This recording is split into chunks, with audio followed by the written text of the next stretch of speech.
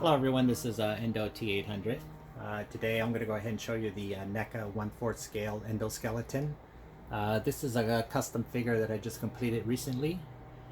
So I'm going to go ahead and go over some of the highlights and changes that I did to this guy. So you guys get a better overall feel for what was done to this guy. And then I'll go ahead and detach the camera, and then I'll show you the rest of the items that I did too as well. So why don't we start with the head region. So generally I'll take the head apart completely and then go ahead and reshape the eyes, reshape the teeth and enhance those. I do use the original LEDs to the figure. You just have to rework them to get the right glow. And the batteries I don't use. Those get thrown out along with what other electronics are in there. And then I'll go ahead and rewire them using external battery pack that uses rechargeable batteries. And I think that's a much better option, and you don't have to go ahead and handle the figure at all to change out the batteries. The neck cables are actual stainless steel. The neck rods are stainless steel as well too. And then the shafts that you see there on the upper region, those are held down with stainless steel screws. And then generally I'll use stainless steel screws throughout this whole figure. And then around on the shafts that you see there on the elbows, those are either aluminum or stainless steel, just depends what I want to use. And then you can see on the joints there too, I end up using stainless steel screws as well too. There's some rivet details on the arms themselves just to give it a little bit more enhancement. And then going back to the upper region, the shoulder cables, those are stainless steel as well. The shafts also on the pistons on the upper region there on the shoulders, those are stainless steel as well too. And then I use other stainless steel cabling and to the internals. Now, the original design of this guy, the chest area is sealed off and you have that excess plastic. So I do away with all that. But this guy ended up creating a new internal spine, some new pistons, and some, I think I ended up adding extra cabling that's inside there. You probably won't be able to see that as well, but it's there. And then they're all held on with new stainless steel screws as well. And I think it just gives a much more interesting look to have it open, because that's more or less what the original design has as well too. And then as you work your way down to the arms and hands, those I kind of rebuild as well too. The arms themselves, I do use the stainless steel cabling on the inner and the outer parts of the arms, and that flows into the custom hands that I do. And those use stainless steel parts as well too, and other metal parts as well. The plasma rifle in the 40-watt range that you see there, that is removable. Now, being that this is a custom figure, I don't have the luxury of having flexible fingers. I could come up with that, but they're a little bit too much work for me. So I came up with a good compromise. So basically that's held on with a stainless steel shaft and a magnet. And I'll demonstrate that to you real quick and show you how easy it is to swap out the hand itself. Because at one point I did want to have that option available. And I do like the look of the open hand as well too. So this was a good compromise. So let me show you that real quick.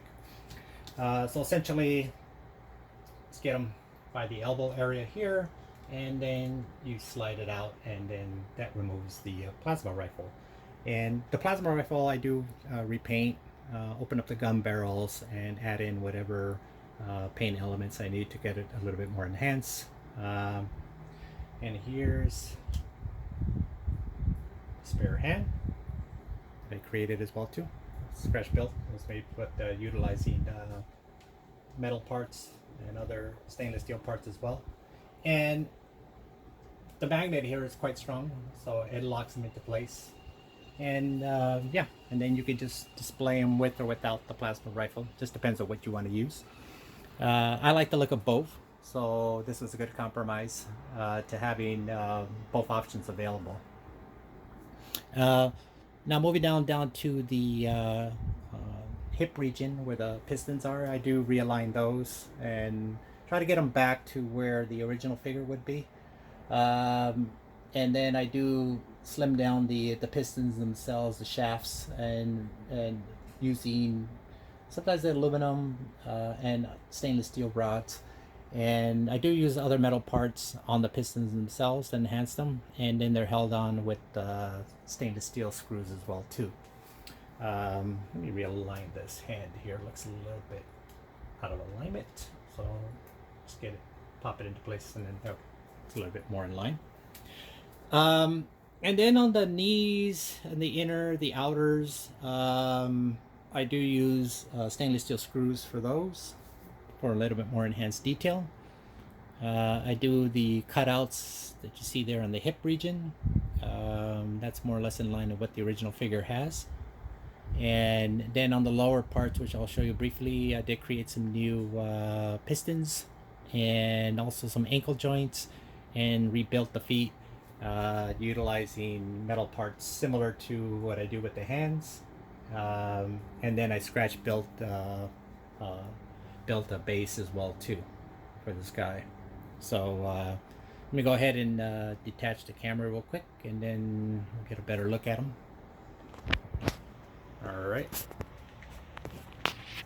So on the face there, I'll do minor enhancements. I did do the screw holes around the eye sockets, and then underneath the nose there's some holes, and underneath the chin, just for added details. Here you can see the internals that I did as well too, to the chest area. I think it looks much nicer than just having that area sealed off. The arms, you can see some of the rivet details that I do as well. There's some stainless steel screws on the elbow joints. The shafts themselves, where they meet up with the elbows too, you can see some of the rivet details as well too. There's some of the stainless steel cabling, and then the new rebuilt hand as well too. Even that utilizes some rivet details as well too. Moving to this side here, see some more of the internals there.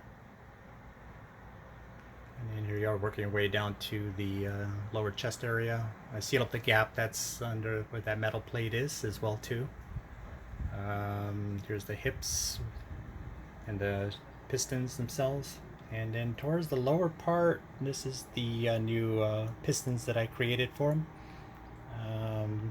And then also I'll talk about the base real quick too as well. So the base itself, I kind of like scratch build. So once I get his pose worked out, I'll go ahead and start designing the base, and then start adding in the skull elements. And with this one here, I gave it the more of a post-apocalyptic dusting, and I think I like the look of that overall. And then, like I said, the skulls, sometimes I use whole skulls, partial skulls, and broken skulls. It just depends. And then, like I said, I'll add them, and then once I have the look that I'm looking for, and then that's it, and then I'm pretty much just stop. But generally, yeah, I'm just going along, adding elements to it, some of the rock debris and stuff that you see here and there. But yeah, this is him. You can see how the base figure was before, and what he's turned into now. So if you have any questions or comments, just feel free to leave them, and I'll be happy to answer whatever I can. And hope you guys enjoyed this video.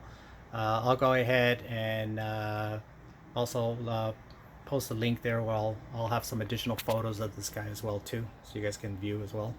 So thanks for watching, and hope you guys enjoy this, and hopefully next time I'll have something else to show you guys as well. All right, thanks. Bye-bye.